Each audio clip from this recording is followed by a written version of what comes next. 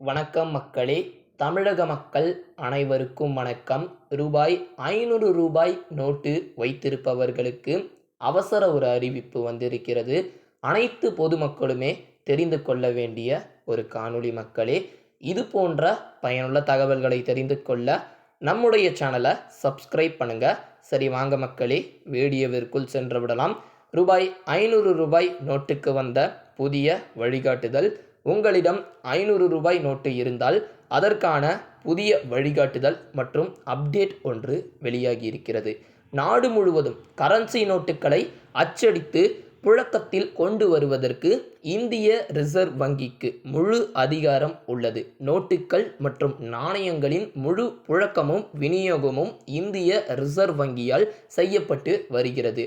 இத்தகைய சூழ்நிலையில் ரிசர்வ் வங்கி அவ்வப்போது பல்வேறு வகையான பண மதிப்பிழப்பு நடவடிக்கையை வெளியிட்டு புதிய நோட்டுகளை வெளியிட்டு வருகிறது. இந்த உத்தரவுகள் நாட்டின் பொருளாதாரத்தின் நலன்கள் மற்றும் பொருளாதார நிலையை மனதில் கொண்டு எடுக்கப்படுகிறது. அந்த வகையில் இந்திய ரிசர்வ் வங்கி சமீபத்தில் 500 நோட்டுகளுக்கான புதிய வழிகாட்டுதல் 2024 வெளியிட்டு இருக்கிறது மக்களே. இந்திய ரிசர்வ் வங்கியின் புதிய விதிகளின்படி பழைய கிழிந்த 500 நோட்டுகளை அனைத்து வாடிக்கையாளர்கள் தங்களுடைய நகரின் ரிசர்வ் வங்கி கிளையை தொடர்பு கொண்டு மாற்றிக்கொள்ளலாம் என்று தெரிவிக்கப்பட்டுள்ளது. சில ஆண்டுகளுக்கு முன்பு இந்திய அரசாங்கம் நாட்டில் 500 1000 நோட்டுகளை தடை செய்து அதற்கு பதிலாக புதிய 2000 500 நோட்டுகள் வெளியிட்டது.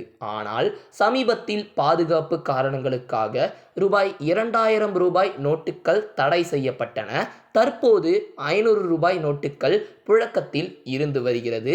அதன்படி இந்தியாவில் ரூபாய் 500 நோட்டுகள் மட்டுமே அதிகபட்ச ரூபாய் நோட்டுகளாக உள்ளது. இந்த நோட்டுகள் கிழிந்தாலோ அல்லது சிதைந்து இருந்தாலோ ரிசர்வ் வங்கி தொடர்பு கொண்டு மாற்றிக்கொள்ள முடியும். ஆனால் இதுக்கு சில வழிமுறைகள் இருக்கு.